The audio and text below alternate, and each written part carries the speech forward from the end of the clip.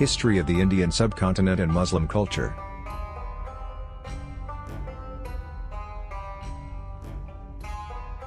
The main purpose of writing the history of the Indo-Pak subcontinent through textbooks and stories told by the British government was to make the people living here turn away from their past, dissatisfied with the present and disappointed with the future.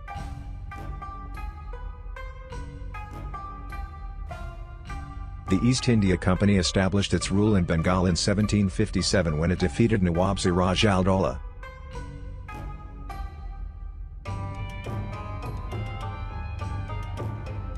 Before him, Mughal India was not just a piece of land, but the style of governing by Muslim rulers, the benevolence of the Sufis and the cultural invasion of the Muslim elite had turned it into a unit.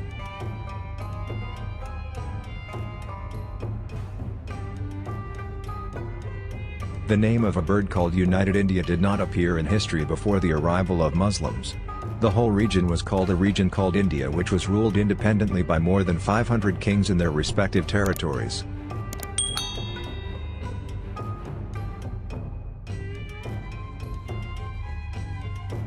In the 4,000 years before the arrival of the Muslims, this region of India came together as a united empire for only 360 years.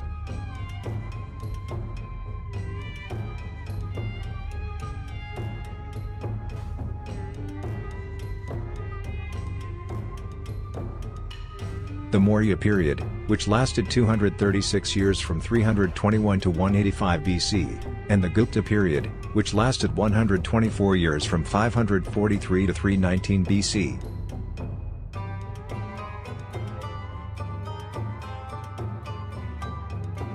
For the remaining 4,000 years, the land was always divided.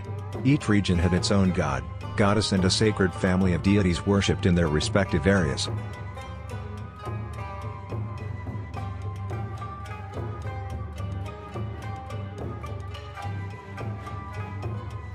That is why if a list of Hindu gods and goddesses is compiled today, they become about 33 million.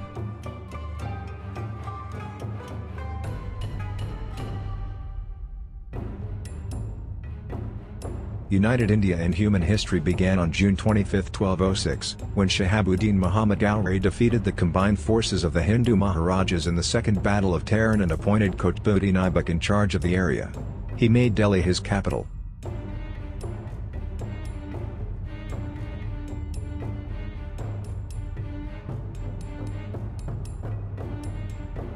Thus began a brilliant and golden chapter of India.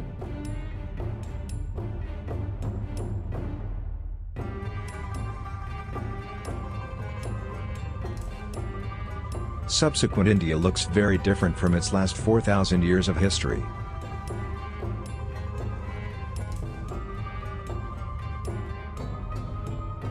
The culture of the Muslims has given it its color in such a way that whatever is seen in the culture of India today, it has been given by the majority Muslim rulers, Sufis, elites and common man.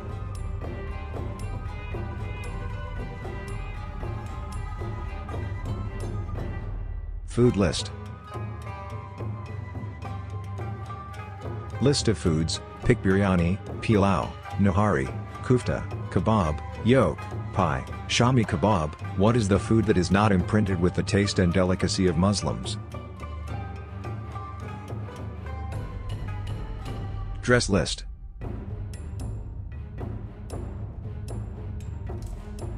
The Muslims in kurta pajamas and shalwars, sherwani, achkan, gharara, lehenga, tight pajamas were all brought with them, and then the people here adopted them. Otherwise on the subcontinent an unsli sari, dhoti and saluka was the common dress.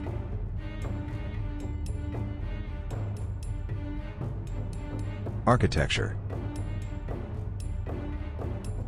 The arches, minarets, domes, corridors, spacious courtyards, and the art of decorating all of them gave an everlasting beauty to the art of construction.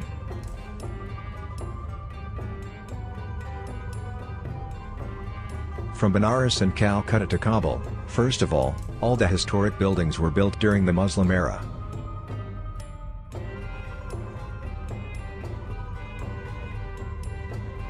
But the other fact is that the addition of such a beautiful chapter to the art of architecture by these buildings had nothing to do with the architecture of this earth from afar.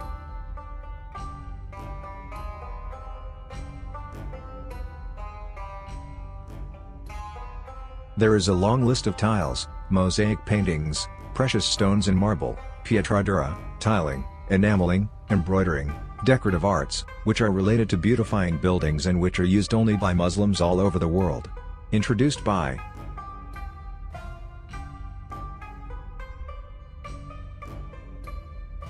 Speech genres.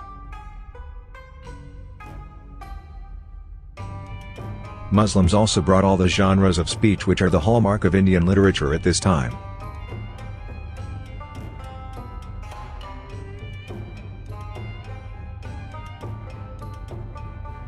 Ghazals, quatrains, masnavi, Marathi, fiction, novels, all beautiful ways of expression are due to Muslims.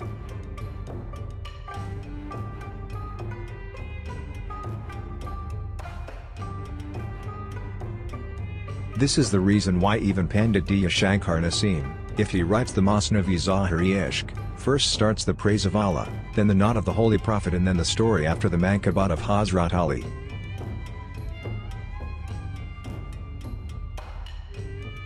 Music.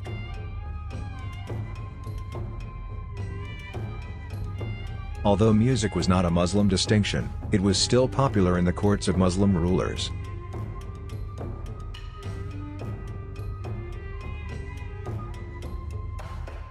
That is why Muslims have introduced many musical instruments such as rabab, barbat, sitar and tabla.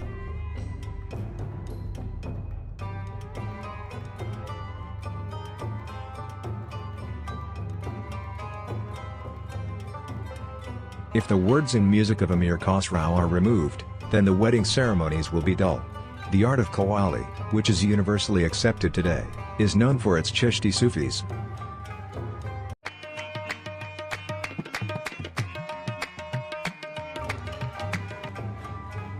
The British had inherited the same united India of the Muslims. Here they competed with a great civilization, a great economic power and a Muslim rule with a glorious past.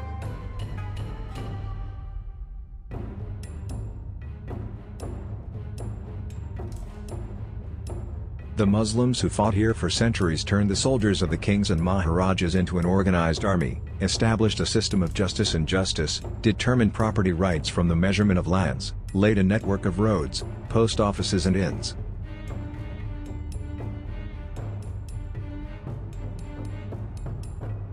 And most importantly, when the British set foot on this land, the world of knowledge was greater than the rest of the world.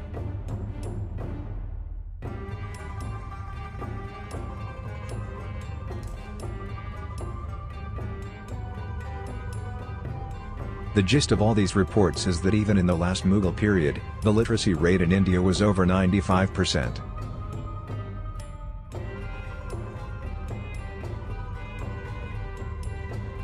Obviously the pioneers of all this cultural, economic and social development were Muslims.